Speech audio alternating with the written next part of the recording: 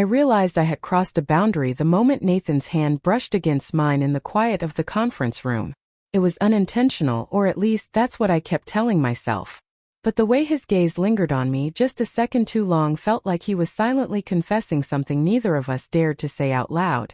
I should have walked away, dismissed it as an accident. Instead, I cleared my throat and motioned for him to sit. "Let's review the final details of the waterfront project," I said, my voice steady even while my heart raced. Nathan nodded, pulling out his tablet, his focus sharp, but I could sense the shift in the air between us. A tension that hadn't been there before. It wasn't the first time I'd felt it. From the long nights working side by side, sketching out ambitious designs for the city, there had always been an ease between us. At first it was purely professional, his admiration for my work, my appreciation for his fresh ideas. But somewhere along the way, that admiration had morphed into something else. Something neither of us wanted to name. That evening, I stayed late after everyone else had left. My husband, David, had a dinner meeting, and I told him I'd be finishing up some deadlines. It wasn't a complete lie, I did have work to do. But I also knew Nathan was still around, tucked away in his corner of the building, fine-tuning his designs. I heard his footsteps before I saw him. "Mrs. Carter," he called out, his deep voice carrying through the empty hallway. "You're still here." I turned to face him, forcing a small smile. "I could ask you the same thing." He was holding a rolled-up blueprint, his shirt sleeves neatly pushed to his elbows. He looked worn out but determined. "I wanted to show you something before tomorrow's presentation," he said, stepping closer. "I made a few changes to the bridge layout." I nodded, gesturing for him to join me at the table. We unrolled the blueprint together, our heads close as we studied the details. The space between us seemed to shrink, the air thick with something unspoken. "This is excellent," I said softly, glancing up at him. But he was already looking at me, and the intensity in his eyes made my breath hitch. His voice was barely above a whisper when he said, "Not as perfect as you." For a moment the world outside ceased to exist. My pulse quickened and I felt the weight of everything. My career, my marriage, my responsibility, pressing down on me, dull and distant. "Nathan," I said, my voice trembling, almost a plea, but I didn't take a step back. I didn't break the growing tension between us. It hung in the air, unspoken yet undeniable. "You make it so hard to concentrate, Mrs. Carter," he admitted, the corner of his mouth lifting in a nervous smile. "Every time I'm near you." "Stop," I interrupted, sharper than I intended. I wasn't angry. I was terrified of how much I wanted him to keep going. I took a step back, creating some distance between us, though my hands betrayed me by trembling. "I'm sorry," Nathan said quickly, straightening his posture. His expression shifted, more serious now. "I shouldn't have said that. I don't know how to put this into words." He hesitated, his voice softening. "I admire you. You've built this incredible career. You're everything I aspire to be. But sometimes I feel." He stopped himself, shaking his head. "I'm sorry." My heart was pounding and my throat felt tight. I needed to end this before it spiraled further. "Nathan, you're talented, hardworking, and passionate about what you do. That's why I trust you with this project. But this cannot happen." I expected him to nod and step away, to apologize again and leave it at that. Instead, he exhaled deeply and asked, "Why not?" "Because it's wrong," I replied quickly. "Because I'm married." I failed to finish the sentence. "You're my stepmother?" he asked, his voice edged with bitterness. He let out a soft, humorless laugh. "You say that like we've ever had a real parent-child relationship. You're not my mother, Claire. You're my boss, my mentor. And more than that." His tone softened, his eyes searching mine. "You're the first person who's ever believed in me." The room seemed to shrink around us, the air growing heavy. His words slipped past my defenses, settling in the cracks of my resolve. The truth was, Nathan had always seen me in a way no one else had, not even my husband. "Nathan, please," I said. But my voice lacked the firmness I intended. It sounded almost like a plea, though I wasn't sure if I was pleading with him to stop or with myself to resist. "I'm not trying to hurt you," he said quietly, stepping closer. I need you to know how I feel. even if you don't feel the same. I need you to know. His hand brushed against mine again, and this time I didn't pull away. My heart pounded as he leaned in, his face so close I could feel the warmth of his breath. For a moment the world seemed to hold still, and all the reasons why this was wrong faded into the background. Then my phone buzzed on the table. The sound shattered the moment, pulling me back to reality. I stepped away, turning quickly as I grabbed it from the table. My husband's name flashed on the screen, a check-in call like clockwork. I stared at the screen for a moment, my thumb hesitating over the answer button. "I should go," Nathan quietly said, his voice tinged with regret and something deeper, something unspoken. Unraveling the threads. Without waiting for a reply, he turned and walked out of the room, leaving me standing there, my thoughts tangled and my heart aching. My breath caught in my throat as I watched him disappear through the door, his silhouette framed against the dim hallway light. A part of me wanted to call him back, to say something, anything that would ease the unbearable weight pressing against my chest. But I didn't. I couldn't. I knew one thing for certain: this wasn't over. Whatever had been set into motion that night couldn't be undone with a simple goodbye.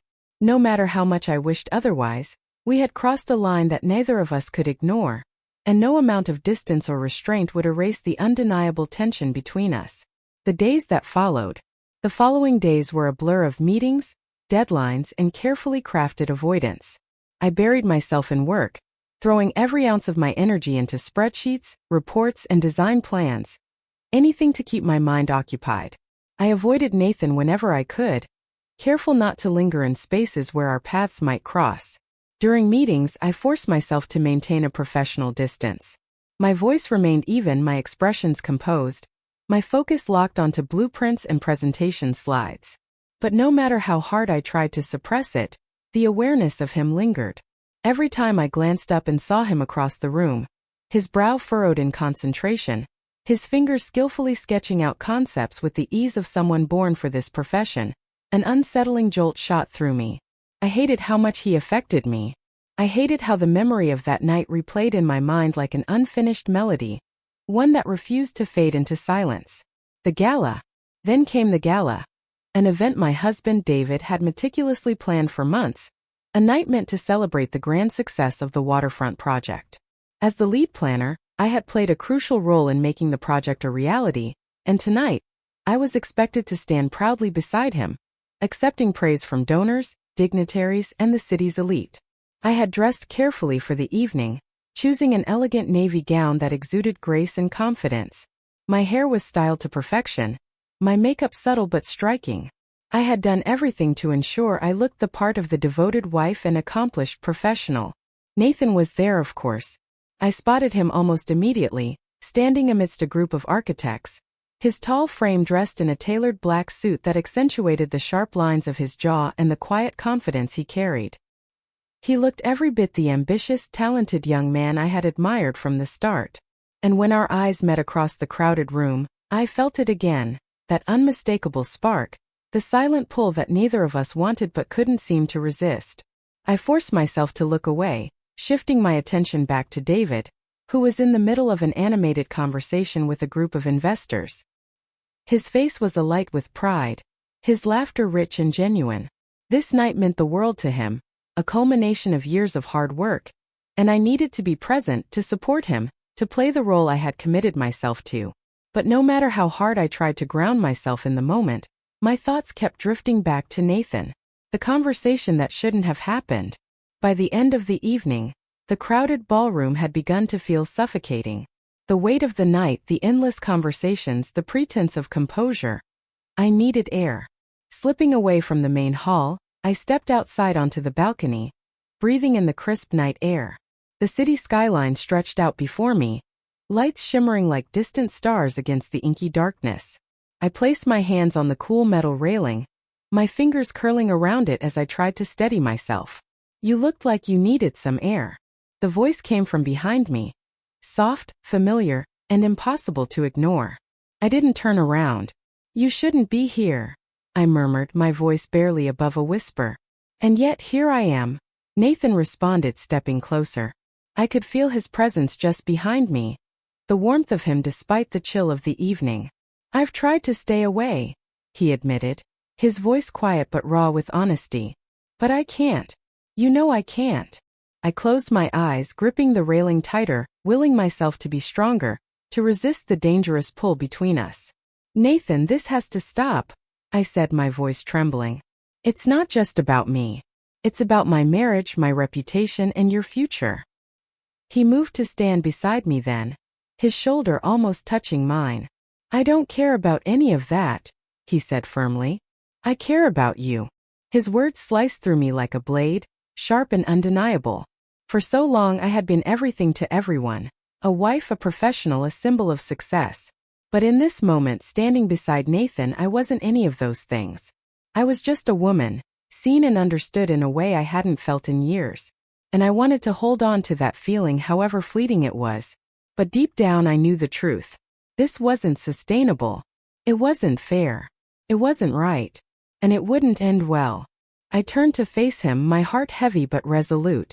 Nathan, you are an incredible person, I said softly. You have so much ahead of you.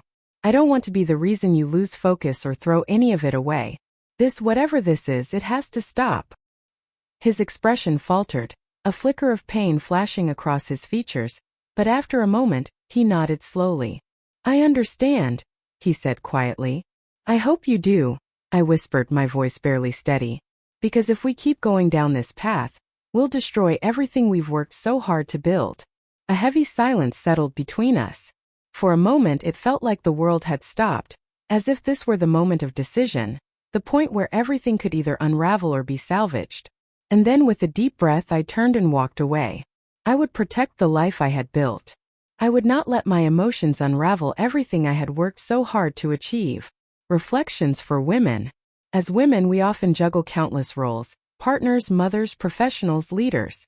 In the process, it's easy to lose sight of our boundaries, our values, and what truly matters. Emotional connections can be intoxicating, but they can also blur our judgment.